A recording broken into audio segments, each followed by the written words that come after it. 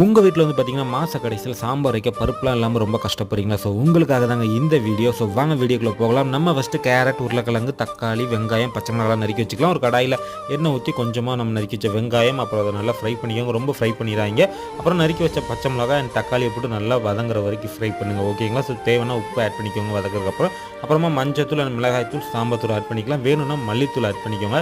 So இது நல்லா வந்து பார்த்தீங்கன்னா ஃப்ரை ஆகி வரட்டும், அடி பிடிச்சிடாமல் ஃப்ரை பண்ணுங்கள். ஸோ அதுக்கப்புறம் நறுக்கி வச்சிருக்க காய்கறிகள், கேரட், உருளைக்கிழங்கு நான் எடுத்துருக்கேன். உங்களுக்கு என்ன காய் வேணுமோ அதையும் யூஸ் பண்ணிக்கோங்க. ஸோ இதை நல்லா வந்து வதக்குனதுக்கப்புறமா நம்ம கரைச்சி வச்சிருந்த புளி, ஸோ ஒரு கிளாஸ் புளி தண்ணி எடுத்து நம்ம இதில் ஆட் பண்ணுறோம். அப்புறமா கொஞ்சம் தண்ணி ஆட் பண்ணி நல்லா கொதிக்க விடுங்க. அந்த கேப்பில் வந்து பார்த்திங்கன்னா ஒரு கொஞ்சோண்டு தேங்காய் அண்ட் வந்து பார்த்திங்கன்னா ஜீரகம் ஆட் பண்ணி நல்லா அரைச்சி அதையும் இந்த குழம்போட மிக்ஸ் பண்ணி கொதிக்க விடுங்க. ஃபைனலாக வந்து பார்த்திங்கன்னா நம்ம கொஞ்சம் தாளிச்சிடலாம். அதுக்கு எண்ணெய், அப்புறம் கடுகு, வெந்தயம், கருவேப்பிலை இதை போட்டு நல்லா புரிஞ்சிடவும் அதை எடுத்து இந்த குழம்புல மிக்ஸ் பண்ணிட்டீங்கன்னா அருமையான பருப்பு இல்லாத சூப்பரான வெள்ளை குழம்பு ரெடிங்க. ஸோ மறக்காமல் உங்கள் வீட்டில் ட்ரை பண்ணி பாருங்கள். ட்ரை பண்ணி பார்த்துட்டு